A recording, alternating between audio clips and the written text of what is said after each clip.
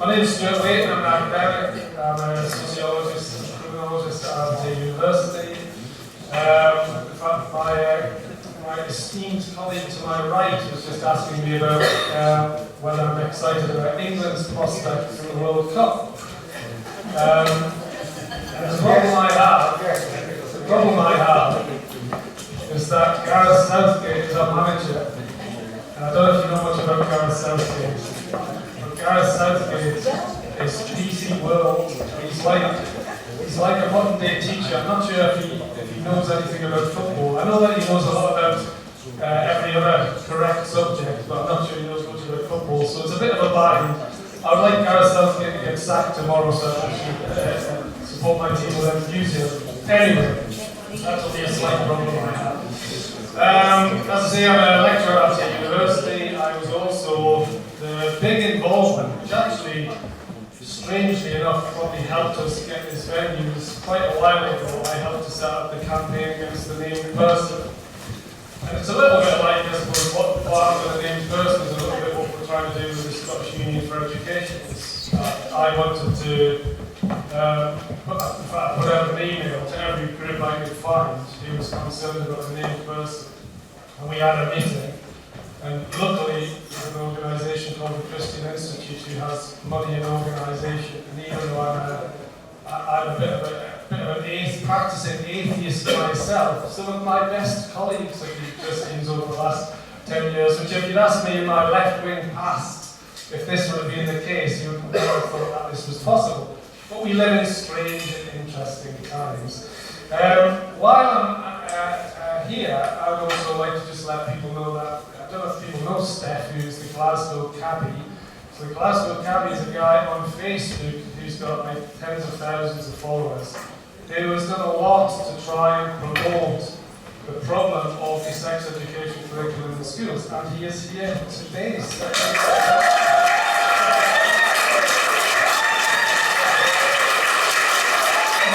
Some of you may have seen her on the television, she's been on quite a lot, and relatively recently she set up an organisation called Don't Divide Us, which was a great relief to me as a lecturer who's now starting to see this strange thing called decolonising the curriculum. Just to put this into context, the first thing that interested me about politics was anti-racism, and that was the thing that I was interested in. I now find myself in a very peculiar position where human resources and management are now telling me to be anti-racist across my entire curriculum, and that I have a problem of white privilege. So perhaps Alka can explain this to me. Okay, a little bit about myself, which not to be narcissistic, but to shed a light on some of this discussion of where I'm coming from and why I got involved in DDU. So my professional life for 30 years has been in education. As a teacher, I've worked at secondary, primary and undergraduate level. I took time out to raise kids, and then when I went back into teaching, I was horrified. This was before the identity politics, so there were no kind of horrible willies and there was no kind of white privilege, but I was horrified by the sheer contempt for knowledge and for education that I saw in schools. I was appalled to go into a staff room and see a big poster saying, these are the photos of the kids, these are the 50 kids who will get us our 60% A stars. And I said to one of the teachers, I said, this is terrible. And they said, I know, it's really low, we should have gone for 80%. I said, no. I said, this is wrong, right? It is not the role of kids to help schools climb the league tables. It's not the job of teachers to see their pupils in such an instrumental way. We are here to serve the public through introducing the kids to the knowledge in the way that Frank and Richard and Stuart have outlined. And why wouldn't you do that? We have two worlds. We have the real world that we live in and created. We have a world in thought. And I just want to just bear with me a minute. Think of everything you've ever said and thought. Think of every book you've read, everything you've heard. All of that is made up of 26 letters of the alphabet. That's right, it's made up of how amazing is that, right? And that just gives you an inkling of the kind of power, the imaginative and intellectual power of what we know as formal knowledge. So when I went into schools and saw this formal knowledge being trashed, and instead there being no differentiation between what you might read in The Sun, what you see on Coronation Street, you know, social knowledge, experiential knowledge, lived experience, and all of that also being super instrumentalised by a managerial culture in the schools, by a stress on what seemed like knowledge, but actually it was knowledge confused with information and accreditation. There is no point in getting 9 A stars if those qualifications have no relationship to actual knowledge, right? We want to get back to a situation where I as a teacher can say, I don't care if little Johnny gets a failure in my English class, as long as I have taught him the joy of Shakespeare, as long as he knows something about the joy of literature. And that's the argument we have to have. And so it will be a challenge for some parents, because parents, and I'm a parent as well as a teacher, parents also feel, you know, I as a parent, as a teacher, I've had parents say, well, what does he want to learn that for? You know, he just wants to get a job. This is not academic, you know, my job is not academic. And my job as a teacher is to not say, oh, well, let's find him something that suits him then, you know, perhaps a bit of, you know, pootling about with sticks in the playground or something else, or, you know, sham, not even proper sports, but sham sports. No, my job is to say, well, you know, whatever he becomes, don't you want him to know the joys of reading? Don't you want him to know something about the beauty of our language? And you would expect every teacher to have something of that, and if they don't have that, they shouldn't be teaching. It's just as simple as that. So anyway, that was kind of what got my goat going, and I thought I've got to investigate why this has happened. I couldn't find any reason, any convincing explanations. So I had a chat with my husband, and he said, yeah, no, we can afford it, you go do a PhD in philosophy and sociology of education. I was really lucky, I found a brilliant supervisor at Cambridge. I never thought I'd ever go to Cambridge in my life. And through that, I actually educated myself. It was more autodidact than anything else at this stage. And the more I got educated, the more horrified I was, because the more I could see the loss, you know, the loss that was there. It's like, you know, but someone said earlier, when you're in it, you don't see it. But when I thought of my teacher training, I was at the Institute of Education. And what I got taught was how to pass out photocopies. Right? I had 2 lectures, you know, 2 or 3 lectures on like Vygotsky or Bakhtin, and kind of a very politicized version of that. And then later on, years later, when doing my PhD, I found out that was the place where these brilliant philosophers, R.S. Peters, Paul Hirst, had been.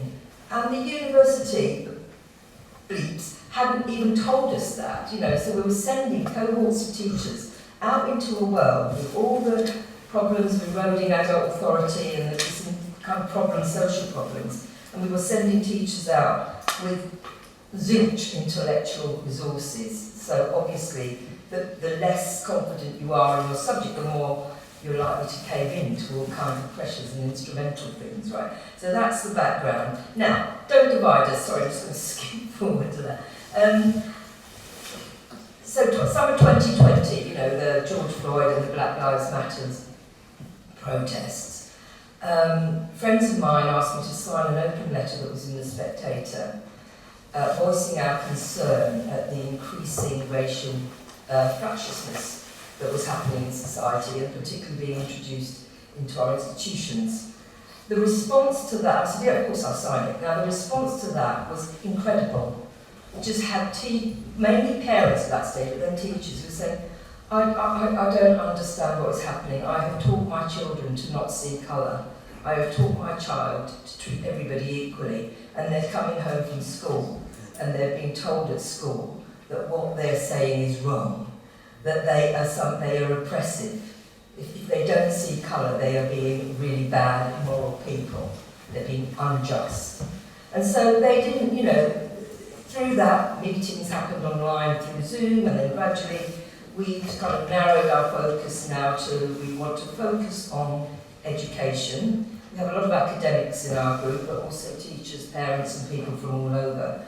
And it's a kind of network, right? So we've built up a sort of network of people who act as a resource for each other.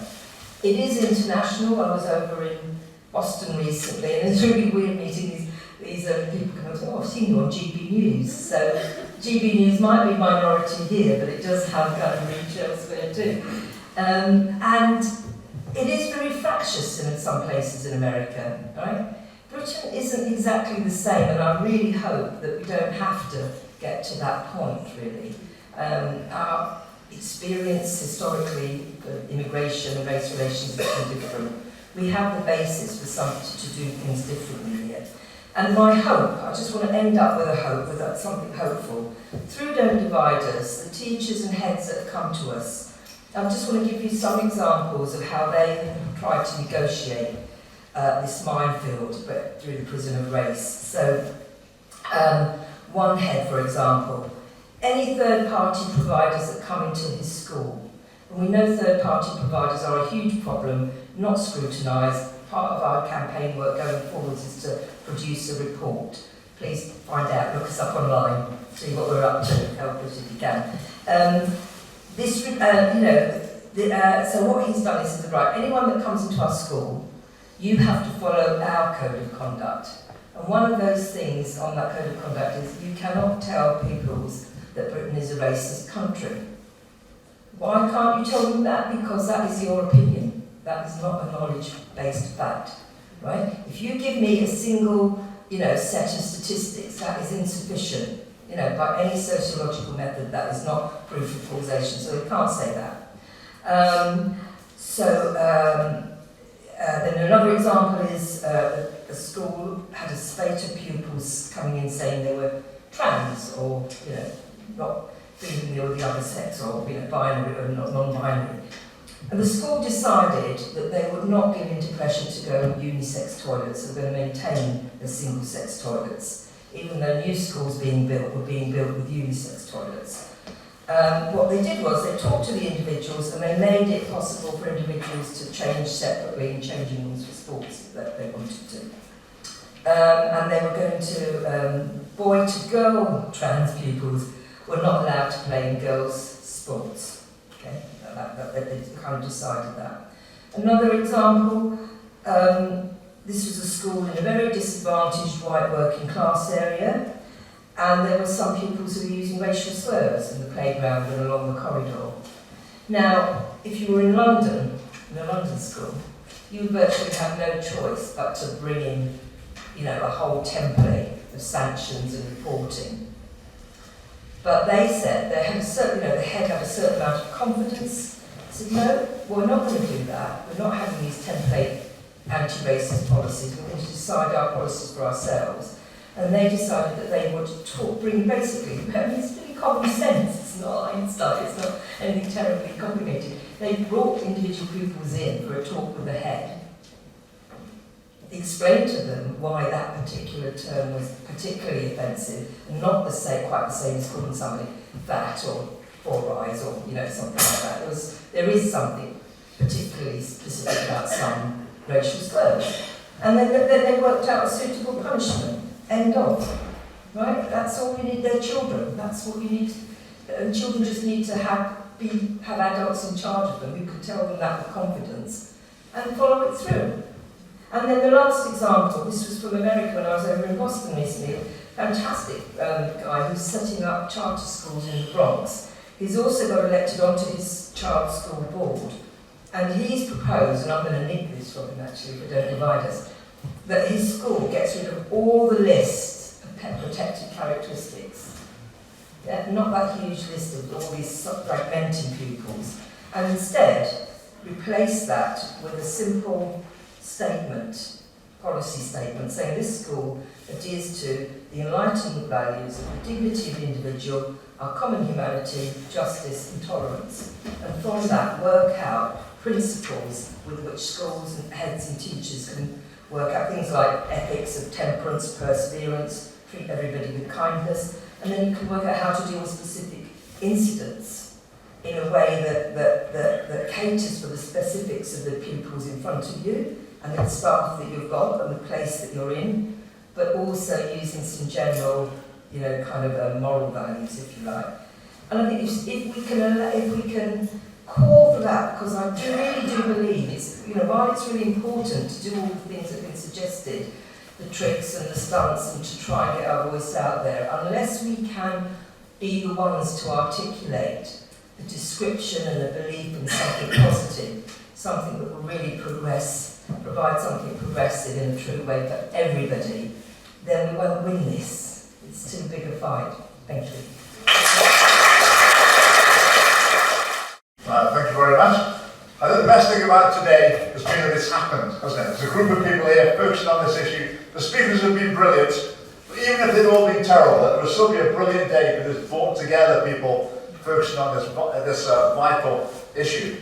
Just a humorous aside, I had this pen in my pocket, I was using it to scribble notes. Just happened to read what it said on the side of it just 5 minutes ago. It's the rshp.scott promotional pen I've got in my pocket here. So how that got in there, I do not know.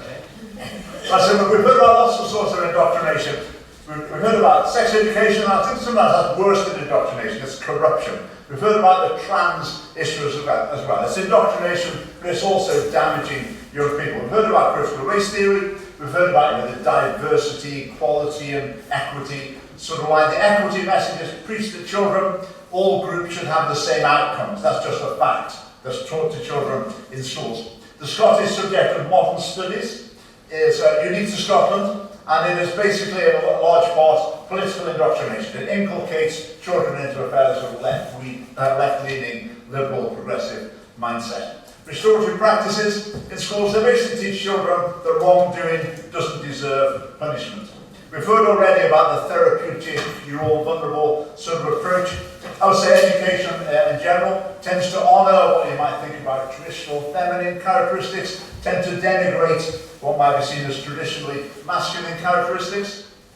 I would say this is an interesting one, hear me out on this. I would say there's indoctrination into some forms of feminist thinking. For example, the gender pay gap is a problem that needs to be solved. Now maybe you're thinking it is, what's he on about? It is. But the point of today, this is not about we want schools to preach our message, it's we don't want schools to be preaching a definite message on controversial topics. So I feel what's taught on that in schools, for example. My son came home the other week, said the headmaster in assembly was telling us about the gender pay gap and how the government needs to sort it out. I disagree. You might agree. But that's the point, it's indoctrination. It's just one side of the argument that's being put forward. International education has been implemented in Scottish schools, and it amounts to trying to turn pupils into globalists, basically, give them an internationalist point of view. The Holocaust is presented in the context of this is what happens if you get into sort of right-wing politics. This is the slippery slope you're on. United Nations Convention on the Right of the Child, the message is to children, adults haven't got the right to tell you what to do. Be they your parents, be they the teachers, they haven't got the right. Climate change, there's children in Scotland who really don't think they're going to reach adulthood, because they think they're going to burn in some climate apocalypse.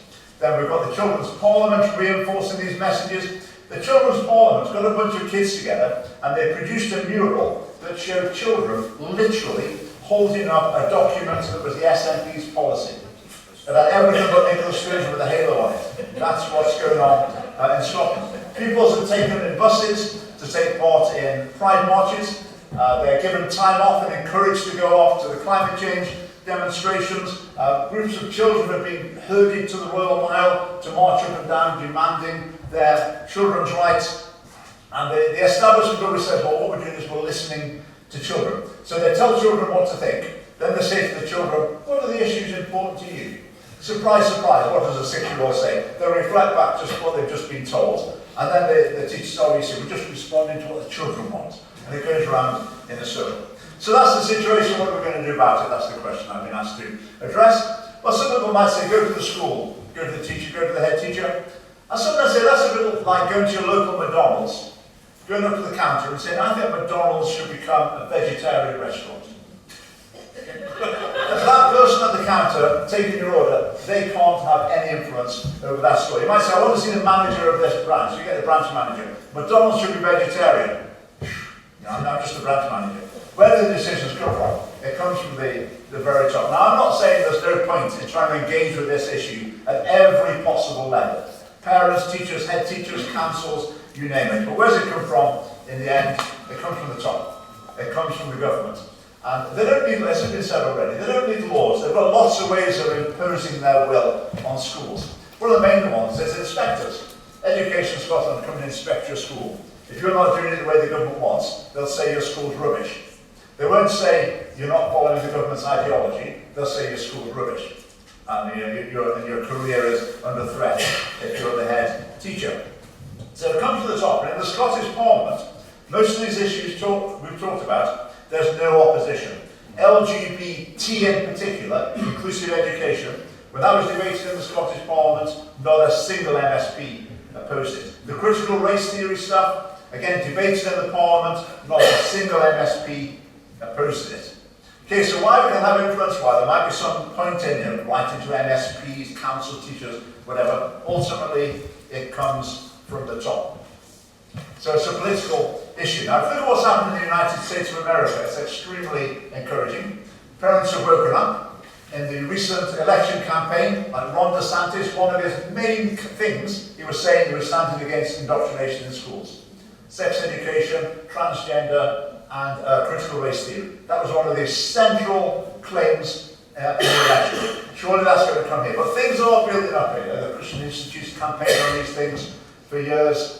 So Steph's done it, his thing as well. And so the movement is growing. The movement is growing. And it's hard work. Sometimes with these things, people say, if you just did this, this would be the magic bullet. This is the tactic. If you just use this tactic, then suddenly you're going to be on the front page of every newspaper and you're never going to be off the telly. It's not going to happen. There's no magic bullet. We need a lot of hard work and we need more and more people involved. But the government's on our side in one regard.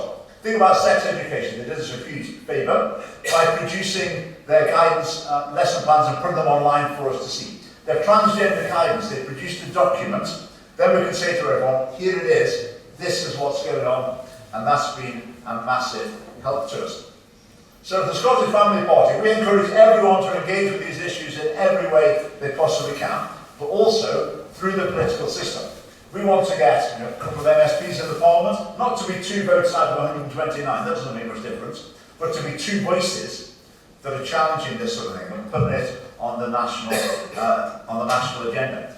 Now, to do that, the media is completely hostile. We have to do all sorts of stunts and fun and games. We projected some images from the sex education on the wall of the Scottish Parliament just a couple of weeks ago. That's the sort of thing we do, because that's what flies on social media. That gets us attention. So I guess one of our messages would be, if you don't want something, when it comes to election time, don't vote for it. Now, as voters, we have to weigh up, don't we? We have to decide what our priorities are. And if we keep putting this issue lower down the priorities, then maybe the change won't come. And I'm just going to say one last thing. And the other thing is, I also think we need a change in our culture.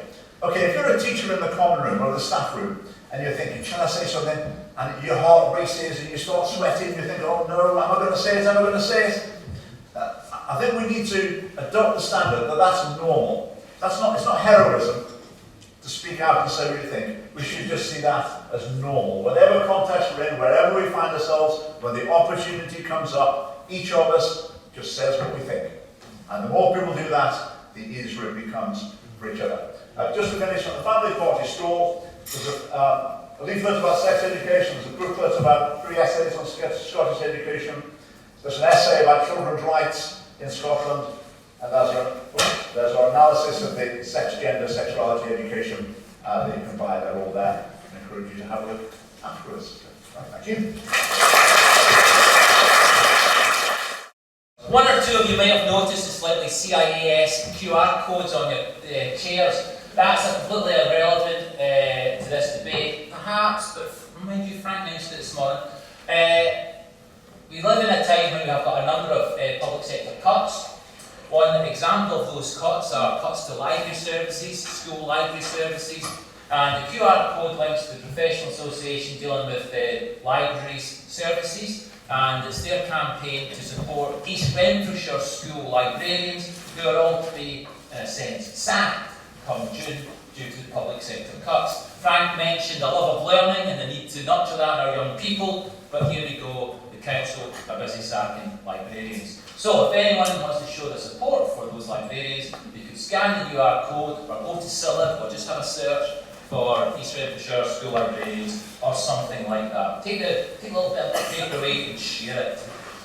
I'm going to try and go for identifying what gives teachers authority in the classroom, make schools a special place, and give a few examples of the politicisation that's happening in the curriculum. And at the very end, try and suggest a way that teachers and parents can work together.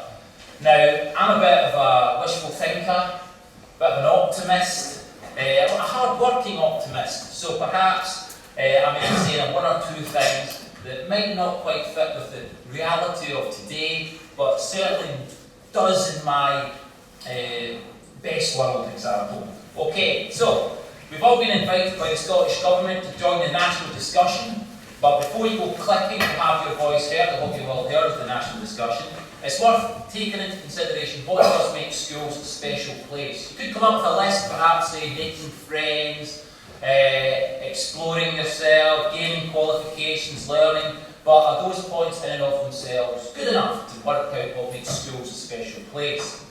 Traditionally, our education system is organised around subjects. Those subjects play an important role in introducing children and young people to the truth of the world. It gives them the tools to go on and make the world their own, the subjects. These subjects are built on the collective knowledge that humanity has accumulated, distilled, and made accessible and engaging to young people from their earliest years in school to the end of the secondary school career. Teachers have a key responsibility in shaping the content of the curriculum. It is their knowledge of the subjects and how it can be introduced to pupils that gives them the authority in the classroom. Introducing and inquiring pupils to the world through their subjects is one of the many joys of teaching. In delivering the curriculum, teachers plan and craft lessons using the best method possible. Their pedagogy, they choose the best way to deliver the curriculum. Their training and experience shared with other teachers puts them in the ideal position to do this, to know what works for the kids in front of them. Through their engagement and participation in the lessons, with interactions with their peers and the life of the school's pupils, refine and develop their social and personal skills. They learn and understand the rules and behaviours that support their progress and can carry these beyond schools. While new ideas for both the curriculum content and pedagogy should be considered, these must be weighed against current practice. Professional dialogue and engagement are essential, as teachers have always had to avoid promised pedagogical panaceas and dubious scientific claims. It is learning through the subjects that makes a school a special place, with pupils introduced to viewing the world as a historian, a physicist, or an artist. It's through them that they can develop skills and character that will give them the critical talent to take on responsibility for the world when it's their turn. We are though in a position that all is not well at school. That's why we're here today. We see an increase in political direction of lessons, curriculum and school policies. A strain is being placed on the home-school relationship, and what happens if the schools start to take charge? It's certainly the case that curriculum for excellence, I don't think that's been derided enough today. It's certainly the case that curriculum for excellence since its inception has shifted one political preoccupation or another onto schools. In 2004 it was all about the economy and skills. We had to need to increase the economic performance of the nation. You can see how that's worked out. And more skills for work options for pupils. This was an important thread of the original curriculum. If you look at the documents today, it's about closing the attainment gap in child poverty. Do we expect the same level of success? The environment and sustainability is another theme that now takes place in the curriculum, an entitlement for all children. But it makes it clear on the Scottish Government website that they're using it for facilitating the delivery of a wide range of related policy commitments, including Scotland's goal to be a net zero nation. The successful integration of previous policies into education has paved the way in allowing education to be the target of a new wave of priorities, such as critical race theory and gender ideology. Inclusion that's led by a vocal minority. It's no coincidence that the curriculum for excellence, the role of the subjects has been diminished as the politicisation of the curriculum has increased. Today, rather than being the key, the subjects are one part of the curriculum alongside ethos of the school, interdisciplinary learning, you can say that, and wider achievement. With every new initiative, time available to teach the subjects diminishes.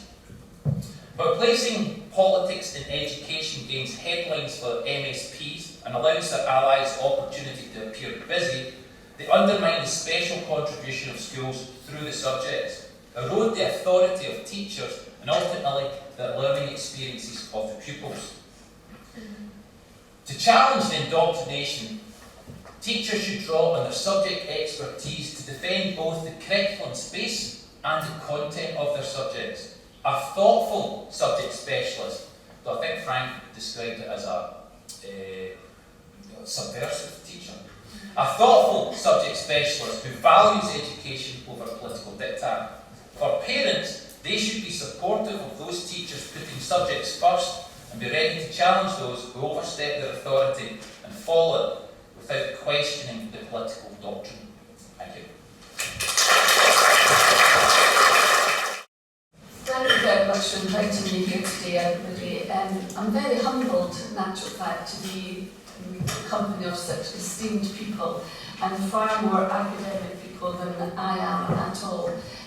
But it's been enlightening, it's been depressing, it's been demoralising, but let's hope by the end of it we'll have some hope in ways that we're going to move forward.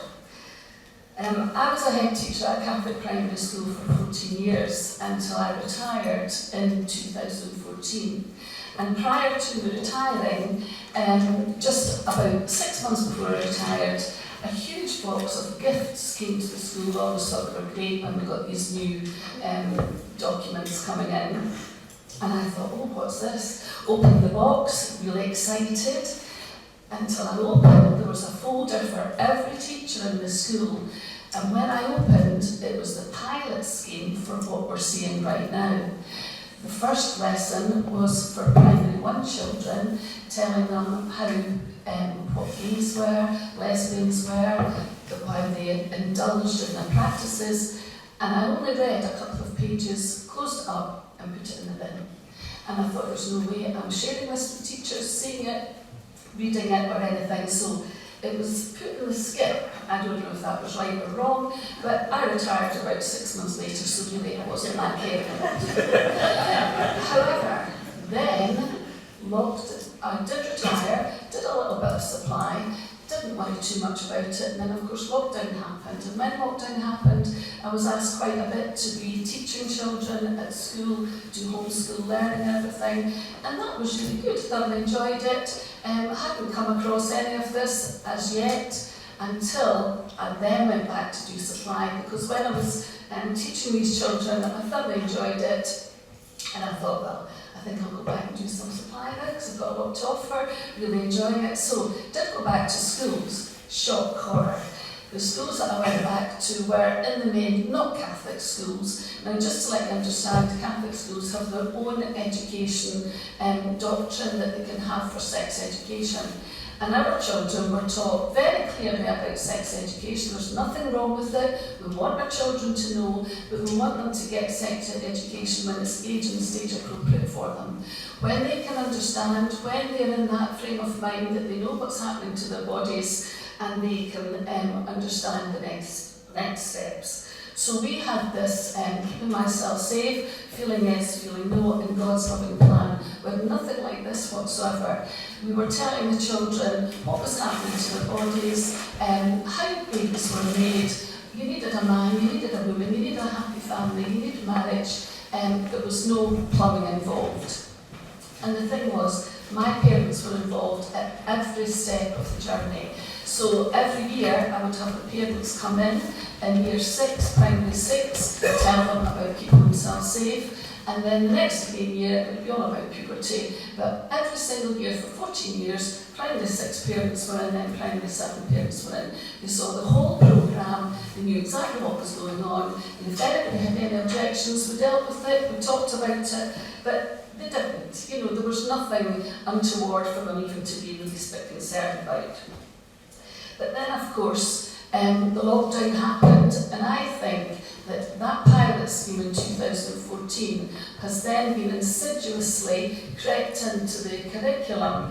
And while everybody's been on lockdown and quiet and they've not been able to go into schools, see what's happening in schools, this RSHP has permeated into the culture of primary schools. And the sad fact of the matter is, parents don't know about it. We know about it because we're here today, but RSHP is there for everybody to look at, as that gentleman at the back said. It is available, everybody can get access to it, we can all see it. The other gentleman over here brought up UNESCO, and I want to say this just isn't a Scottish agenda, this is a worldwide agenda. And UNESCO has the Agenda 2030 is to get this out in all schools. Well, it's already there in America, it's in Canada, it's in Australia, in New Zealand. It's a worldwide organisation from the WHO to make sure that all children are indoctrinated in this sexual education policy. And a lady earlier brought up about grooming, and are we worried about this? Yes, in a way we are worried about it. I'm worried as a parent, because as a grandparent I've got grandchildren at school, and I hear now what they're coming home and saying, and speaking to my daughter about it. I'm not liking what I'm hearing. She's not liking what her child is coming home with. She's not aware of what is going on, and she's actually in England. But so I'm telling her, well, the next lesson will be this, the next lesson will be the next thing.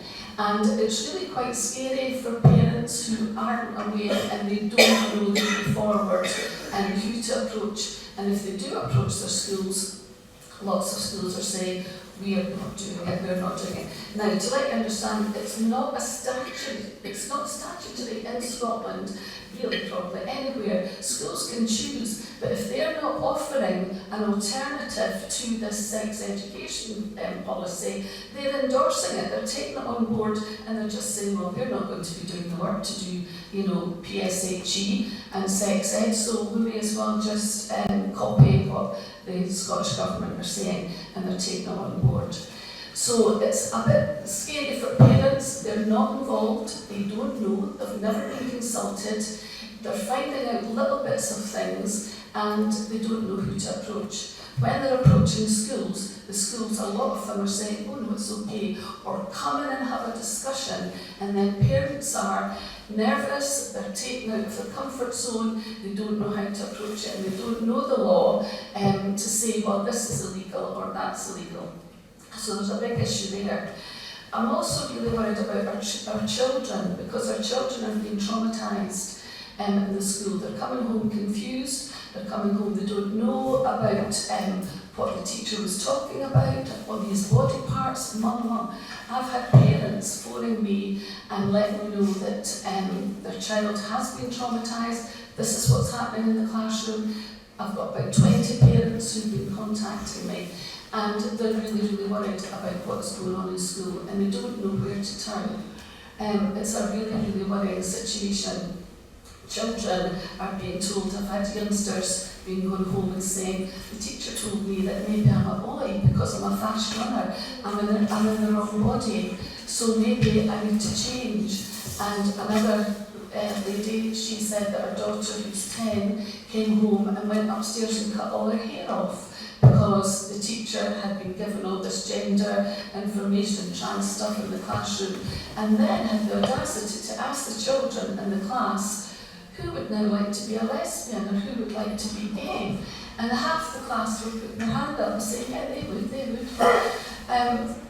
Children are being told, of course, that boys can marry boys, girls can marry girls, and children obviously love their best friends. I mean, they do love their best friends, and they think, well, that's okay, I'd quite like to be marrying my best friend.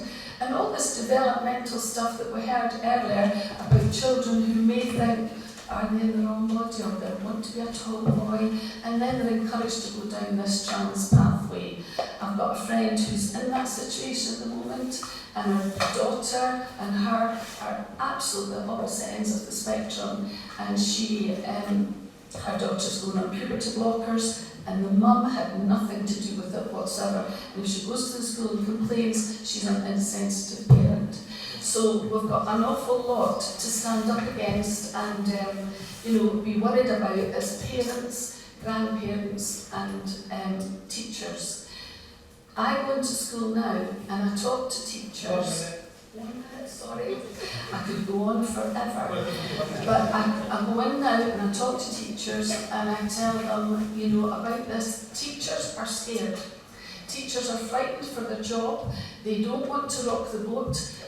We just have to go on with it. In actual fact, no, you don't. You just tell, as I do as a supply teacher, I'm not doing this. It's against my moral compass. I'm not happy with it. They can't sack you, and you get on with the job. And what I've done now is I've set up a parent support network. So there's a lot of parents now who are contacting me, and there's also a lot of teachers who are contacting me, but they want to stay under the radar at the moment. And until we work together with teachers and parents, they're not going to know about this. But this is part of the World Health Organization big agenda. As far as I'm concerned, talking about child grooming, it's an actual fact to reduce the age of consensual sex for children. And they, right now, with this sex survey that they did in Scottish schools, right now, children as young as 13 can be having sex and their parents don't need to know anything about it.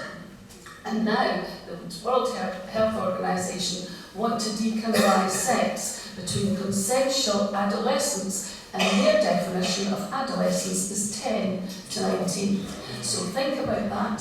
With Glasgow Cabby, Steph Shaw, with Richard, and with Jill Sewell sitting over there, Gillian, she raised £10,000 for our little group together, and we did the digiboards going all around Edinburgh and Glasgow to say, let kids be kids, and all the messages that we put on there, and the big boards that were up in all parts of Glasgow as well to advertise this. So we need to make our voices heard, we need to talk louder. This has been great today, but we need to make sure that we get this campaign off the ground, and I'm part of the Let Kids Be Kids, and I believe all children should be children at all times.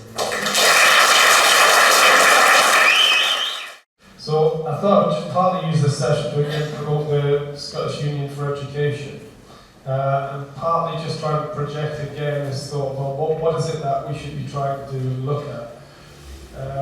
And the more I think about it, the bigger it gets, but I suppose that's a good and a bad thing. So we're interested in universities, we're interested in schools, we're interested in parents, we're interested in teachers, lecturers, politics, communities at a national and local level. So that's the framework of where we sit. And then in terms of just a few notes I've got written down of interest, we need administrators, because I keep getting these email lists, and then me and James have to fight over who's going to take them, because we know we're going to have to actually type them up and so on.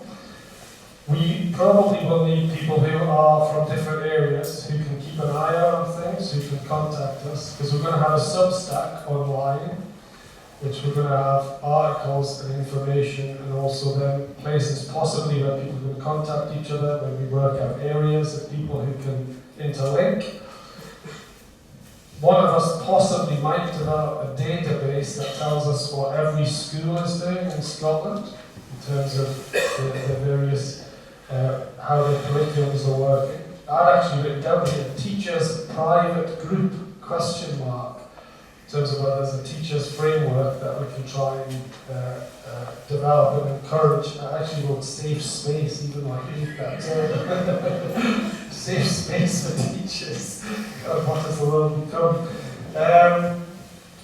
So acting as a research hub, so constantly there's information, but also it's so people will be supporting us. So part of it will be part of the Substack, and everything we do will be public, but part of it will just be for people who actually are members, and we're hoping people will become members like in a union and give a minimum of sort of £2 a month, so that we actually have a subscription, so we've got money coming in.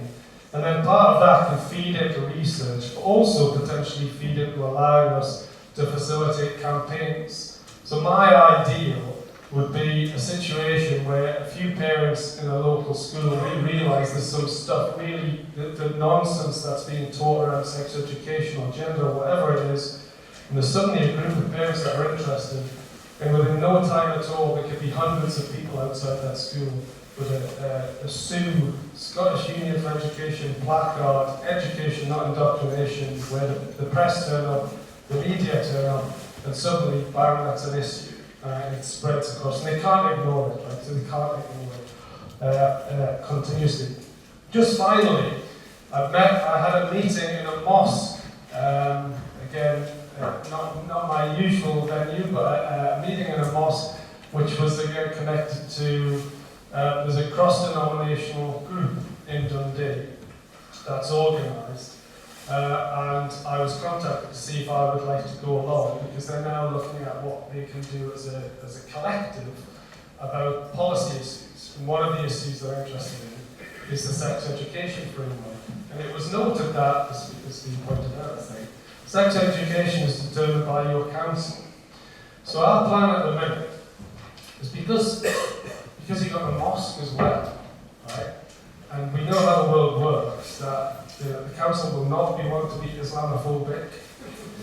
And then you've got the Christians. It was pointed out by the minister that in 1921, I think there's a law, I think either in the UK or Scotland, is that the church has a moral responsibility, and the state has to relate to the church in terms of the moral responsibility for whatever it is, right? So it's actually in law. So you've got this framework then, and then we're going to get a councillor in and ask him about what is their approach to sex education. In the meantime, I'm going to try and contact some Dundee schools to see what is it you're teaching, because some of them will not be. Some will be like Katrina, just like put it in the skip. Some of them will not. And as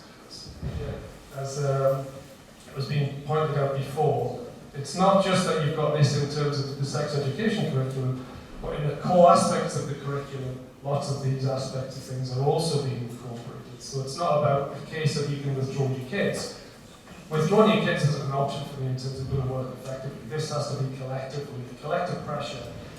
But at a local council level, there is a potential, if you can get enough interest from the churches, but then beyond the churches, in the wider parent networks about things that are happening, that you could put pressure on councils to say, actually, we'd be better off not doing this stuff. Right? So at a local level, at a small level, you could potentially start to see. And if that happens, I know it has happened, I think, in the Highlands, I think.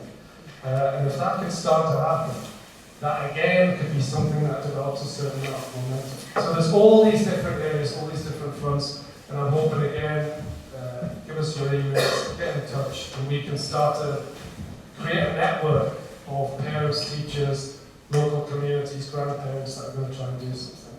Well, I started off and I did mention the national discussion. So one thing possible, and I know we've had pros and cons about engaging with any process in the Scottish Government, is that you could actually go and fill in the national discussion pro forma. It's not particularly long, and you could just hit it with some of the key points from what you've heard today.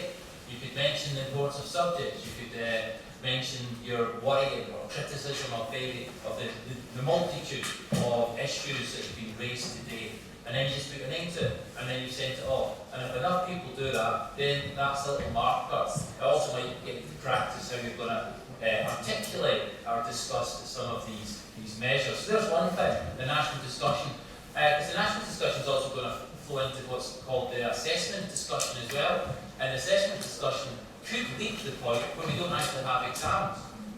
You know, so there are various little strands. It's almost like a crazy jigsaw puzzle without an actual picture to follow of these things that are in place, that are trains of thought by someone in government that leads somewhere. So we have to be alert to that. We can engage with that. Penny mentioned our teachers' charter. Well, yes, I've got one. It's called the General Teaching Council, and I follow every single one of their guidelines rigorously. Although Kieran did mention earlier, I hope I got that right, about the aspects of with that framework, which does allow, with interpretation, guidance to or direction to contest or at least interrogate national policy. I think they thought you were going to like the national policy, but it does allow you, obviously, if you're in opposition to that, to have a good look at it and interrogate it in terms of, well, following our General Teaching Council standards. I'm going to take on and have a look at and explore what this means. Well, to take further penny, I suppose we could look to Stuart and our Scottish Union of Education, just a boy named Sue, obviously, and perhaps something enlightened and uplifting, such as Harper mentioned, could be something that we could sign up to. I think that's a great idea as well, Scottish Union for Education, because I think the unions have got a lot to answer to. A lot of teachers are petrified for their jobs, they're really worried they're going to get the sack, and if they go to the union to say anything, they're not going to get their back up. So I'm delighted to hear that we might be having a brand new union set up, and my name's there, I've joined up. But just to say as well, I mean, there is hope out there, because the schools that I go into now for supply teaching, and I do speak to head teachers and obviously give my point of view, and they do come back, a number of them, and say that they're not happy with this either. They just really don't know where to go with it. It's like, you know, going to McDonald's and saying you want it to be vegetarian, and they just say, well, it's, you know, nothing to do with us kind of thing. So they really are concerned about it, but they don't know what to do. There's also teachers who are concerned. It is against their moral compass to be teaching this, but they don't know where to go. They don't know who to talk to about it. They are scared to go to their head teachers. So, as I said earlier, one of the things that I've been trying to do is let teachers know that they are in safe hands. They can say no. They can have a moral compass and say, I'm not wanting to teach this. But also, for any teachers that want to go underground, which was a phrase that was used earlier as well, I've set up two things, a parent support network and a network for teachers who can just get in touch with us, and eventually what I'd like, it's not happened yet, but is to get the parents and the teachers together to see how they can work together and what they can do, and for the teachers to hear what the parents' point of view is as well. So that's in early infancy. It has started, been going on a few months. There's more parents than teachers at the moment, but there are some teachers who, well, quite a few actually, and the more that we're talking about it, you know, a few of them are ringing up saying, I'm the same, Katrina, but I'm worried for my job. So even though we're feeling this is going on in schools and it's very negative at the moment, I think there's a lot of teachers out there who would be supportive and would definitely, I think, be happy to join the new Scottish Union for Education. I think that's a great idea. So I hope everybody will give it their back. Smash it. I think the idea of teachers getting to be teachers and parents is crucial, because we are lucky enough in Britain where there has been, in some ways you look to America and think, oh, it's good because they're politicising it out in the open, but it is so aggressively fractious and it is putting a lot of people off, and it's getting into a very unproductive signing match in some cases. And personally, I don't want to go there, and also you have to remember our teachers are parents as well. So if we can find a better way, and I think we can, but we need to remember kind of the way I see it, my strategy diagram in my head is think of it as like a circle, right? And the outer circle, and then there's a smaller circle inside. Now the outer circle is your scrappy public facing, where you've got to think of ways to get attention, get your voice heard, right? That is needed. Personally, I would not be that happy with protesting outside schools, but we can have a discussion about that. Then I would say the councils are a much better target. Certainly, we exposed what Brighton and Hove were doing. We didn't have a lot to stop it. They lied. Nadine Zahawi issued an inquiry, but as usual, as you know with government, that it's like you're driving a car and you pull the clutch and the clutch just doesn't work. The civil service and all the administrators, it just didn't happen. Right, but it was out in the press and we haven't forgotten it. And if there's enough public will, we will carry on with that in the future. And then the inner circle, and this is where it's new, because in Britain, parents and people, the public, never had to do this, is to really find better arguments to defend liberal education. And that is education which is viewpoint diversity and inquiry. It's a very simple way of knowing it. Like, you don't have to be a PhD or a graduate even to recognise this. You just look at your schools, what the kids are doing, and you talk to your teachers and you say, are you teaching about sex? Are you teaching about race and racism? Are you teaching about the climate change and what might be happening? Or, because that is not what is happening, these subjects are being introduced throughout the whole curriculum to change the values and attitudes. Are you teaching our children what they should think about sex and how to have it? What they should think about race and anti-racism and racism? Because if you're doing that, you are breaking a tacit bond of trust that has existed in Britain between parents and teachers. And you are offloading what should be the parents' realm of primary values onto teachers. And meanwhile, you might have noticed as parents, you're expected to teach your children how to read, how to do the stuff that you and me teachers would be doing, right? So we've got to get the roles right in the right order, know what the limits are of each, present ourselves as the ones who are not just angry and reactive, but we love something and we want our kids to have access to what is beautiful, true and good.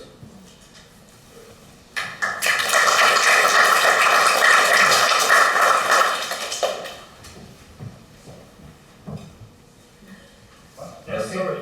I'm just going to pick up on a few things from the comments, and then I'm going to give the last word to a head teacher. I've got a message from a head teacher, and I'll read that out to conclude.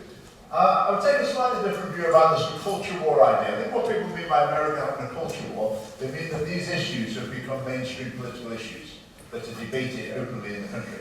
Now as I say it, that's what we need. People call that a culture war, and that's what we need. We need these things to come out into the open. Someone asked about alternative sex education resources. A group called Christian Values and Education in Scotland are producing those. The Scottish Catholic Education Service has produced some. There are other Christian groups who produce them. I know there's one particularly on transgenderism as well with a better message. But basically it seems to be the Christians that have produced sex education resources.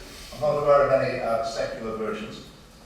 Someone suggested sex education should be left to parents. I've got a lot of time for that view. But on the other hand, I also think there's a lot of wisdom and helpful factual information that can be given to young people about relationship decisions and their consequences through life. So I would feel that there are positive messages to give. The World Health Organization came up, and at the heart of the problem with that, as far as I'm concerned, is they believe babies are sexual.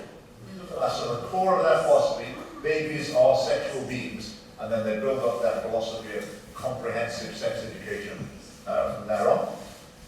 Now, in terms of these problems coming from academia, absolutely. I think some of the people who control the Scottish government with their advice, if you like, I think they understand these quite extreme ideologies, but the people in the Scottish government they're influencing, they don't really understand them. They just seem like nice people with nice ideas, and they get swept along by it. So I mentioned sex education resources being scrapped in the Highlands, but Western Isles Council did away with them after a long and bitter battle, parents versus council. The council tried every trick in the book to bypass the will of the parents. They did eventually get them withdrawn, but the last I heard, the council had found some loophole to bring them back, and that battle is ongoing. Now I'm going to refer to the head teacher's message now. I would say when I was teaching, all teacher training sessions should be conducted in the gents' toilets. And it's for this reason. You could have a teacher training session, and I would sometimes put my hand up and say, wow, maybe you don't quite see it that way, I think maybe there's another way of looking at it. And there'll be this deathly silence in the room, sort of embarrassed silence. The person leading the session will go, I don't know, very uncomfortable, and then we'll move on, and everyone will put their heads down embarrassed. Then we get to break time, have a cup of tea, go to the gents. People come in, oh, thank goodness you said that. You saw it so long. Nonsense. I better have seen this. You tell them in the second half class. So you go to the second half, well, the teacher's sitting there making notes, nodding away, as if nothing has happened. So I say all teacher training should take place in the gents. But in a much more serious manner, this is the message from a head teacher, which I'll read out, and this will be, I'll give the head teacher the last words. Ask me to read it. Obviously afraid of career prospects, shall we say, if this was traced back to it. I'm a head teacher in Scotland, now in my second headship. I want to give you a message of hope. hope that there is a way forward, hope that there are head teachers, deputy head teachers and teachers out there who do what they do for the good of children, who do not implement the policies shoved down their throat, and who do not buy into the political influence and ideologies that have been represented and discussed today. I've worked in 3 local authorities, and I can say that there are more professionals than you may think who stand against this. At the moment, for fear of labelling, for fear of job loss and impact on our families, we go about quietly in our schools, ignoring the abhorrent policies, keeping our children safe from their damaging messages. We are here, we have hope, and we will continue to teach and protect the children entrusted to our care. I think we'll give that a round of applause.